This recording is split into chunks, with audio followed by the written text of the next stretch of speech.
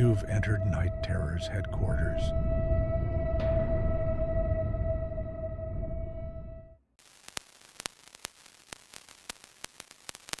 I travel a lot for work, consulting mostly, so I've stayed in my share of hotels. Cheap ones, fancy ones, weird boutique places with silent lobbies and creepy abstract art. But nothing's ever rattled me like what happened during a 3-night stay in a business hotel just off I-84 in Idaho. The place was oddly empty when I checked in. No valet, no other guests in the lobby. Just the front desk clerk, an older woman with tired eyes, handing me my key card and telling me the elevator might take its time. My room was on the 5th floor, tucked at the end of a long, narrow hallway lined with thick carpet and flickering wall sconces. The kind of place that seemed like it had once tried to be upscale, but time and budget cuts turned it into something stagnant. You could feel the air hang heavy, like it hadn't been moved in years. That first night was uneventful. I showered, ordered takeout, caught up on emails. Around 11, I stepped out to grab a soda from the vending machine near the elevators. That's when I noticed him. At the far end of the hallway, opposite mine, stood a man. He was facing me directly, still, silent, not moving an inch. I almost waved, thinking maybe he was lost or locked out. But something about him gave me pause. He was wearing what looked like a gray wool suit, old-fashioned, maybe 1950s. A black tie, slicked hair. Even from a distance, I could tell something about him didn't match. I quickly grabbed my drink and went back into my room. Didn't sleep well that night. The next morning, I chalked it up to travel nerves. Maybe he was a guest from a themed event or something. I headed down for breakfast, and the lobby was still practically deserted. I asked the clerk if the hotel was undergoing renovations or something, why it was so empty. She smiled, but it didn't reach her eyes. Off-season, she said. You've got the 5th floor all to yourself. I didn't know what to say. I had seen him. He was right there. That night, I went up to my room, a little uneasy. I double-checked the locks, drew the curtains, Saturday on the bed with the television on, volume low. At around 10:45, I opened the door to step into the hallway. I don't even remember why. Maybe just to get fresh air. He was there again. Same position, same distance, at the far end of the hallway, staring. Still. But here's the part that made my stomach drop. I wasn't on the 5th floor anymore. Earlier that day, I'd asked to switch rooms because the heater had been making clicking noises. They moved me to the 7th floor. And yet, he was there. Same outdated suit. Same dead-eyed stare. I slowly closed the door without taking my eyes off him, locked it, then slid the armchair in front of it and didn't move for the rest of the night. The 3rd night, I was a wreck. I hadn't gotten any real sleep, and I felt like I was losing it. I kept checking the peephole every half hour, half expecting to see his face right there, inches away. Just after midnight, I called the front desk. The same clerk picked up. "Hey," I said, trying to sound casual. "This might sound weird, but is anyone else staying on the 7th floor? Or was someone moved up here recently?" "No," she replied. "Still just you." "What about security cameras?" I asked, voice tight. "Can you check the hallway footage from last night? I swear, someone was standing out there." She went silent for a beat, then said, "I'll take a look. Give me a few minutes." 20 minutes later, she called back. "I looked at the footage," she said. "There's no one on the 7th floor but you. No one came or went from that hallway at all yesterday, or the day before." I didn't know how to respond. "But," she added, her voice now lower, quieter, "there is something strange." My throat tightened. "What?" "Every night, around the same time, the feed glitches, right at the far end of the hallway. Just static for a few seconds. Same spot." I hung up. I didn't leave the room the rest of the night. I didn't even sleep. I just sat in the armchair, lights on, door locked, staring at the door like it might swing open on its own. At one point, around 3 a.m., I thought I heard faint knocking. 3 slow taps from the other side. I didn't move, didn't breathe. The knocking never repeated. I checked out early the next morning, didn't wait for breakfast, didn't speak to the front desk, just grabbed my things and drove. But here's the part that keeps me up at night. Last week, months after this happened, I had to book a hotel for another work trip. Different state, different chain. I clicked through the listing, looked at the room photos, scrolled to the hallway shots. And there he was. Small, almost blurry, standing at the far end. Same gray suit, same black tie, same stare. And I swear to God, he was looking right at me.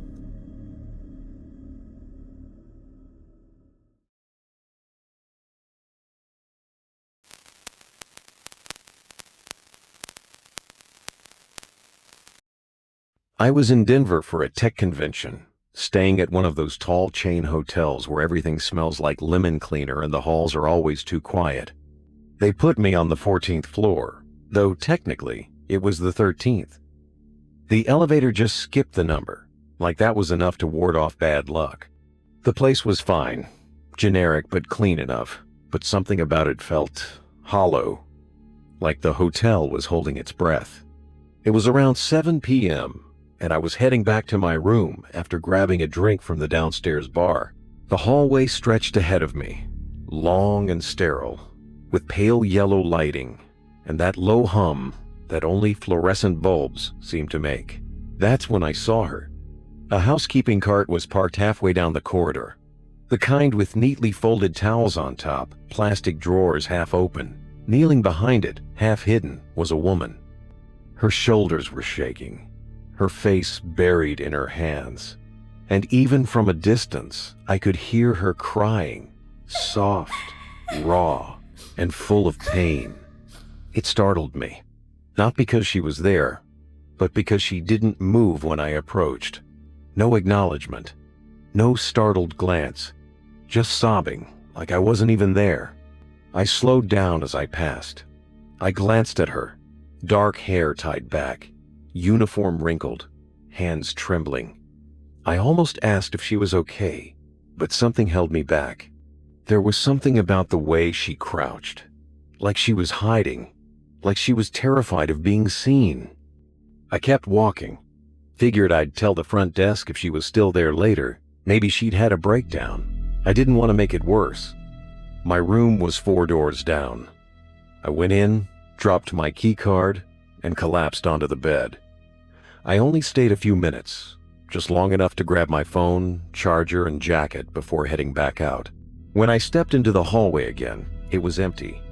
No cart, no woman, nothing. I walked down to where she'd been. The air felt warmer than it had before, and the quiet was thick, like sound didn't carry here. I stood there for a moment, staring at the spot. The carpet was undisturbed, the walls still, but the echo of her sobs was still in my head. I headed to the elevator.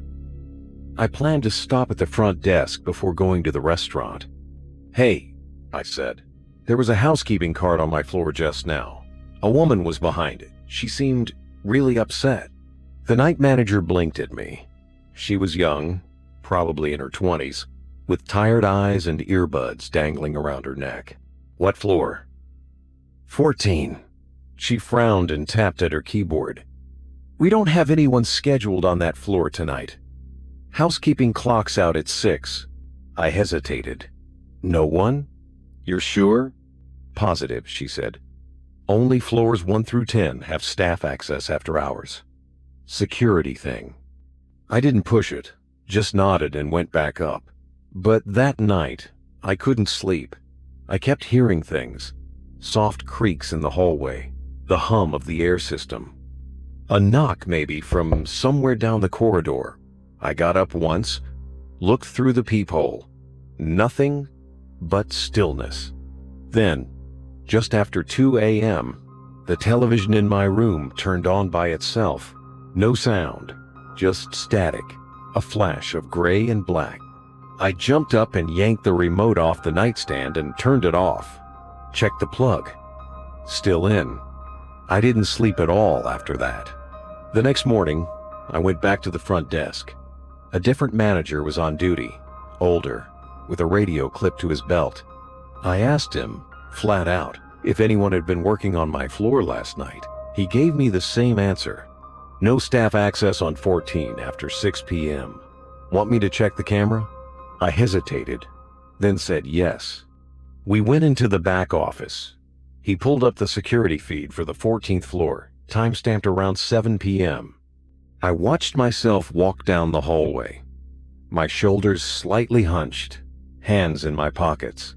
I moved past the camera, heading toward my room. No cart, no woman, just me, alone. He played it again, slower. Still nothing. My voice cracked. Can you go back just a few minutes earlier? He rewound to 5 minutes before. The hallway was still. No cart had been rolled in. No one had entered the hallway at all. That was the part that made me feel sick, because I know what I saw. I left the hotel that day, checked into a different one across town. I didn't explain why. I just said I had an emergency. But even there, even miles away, I couldn't shake the feeling that something had followed me. That night, as I was brushing my teeth in the new hotel, I heard something that froze me cold. A sound from just outside the bathroom door. Soft, broken, familiar. A woman weeping quietly. I stepped into the hallway. It was empty, but the air smelled faintly of lemon cleaner. And behind me, I swear I heard the quiet squeak of a cart's wheels rolling down the carpet.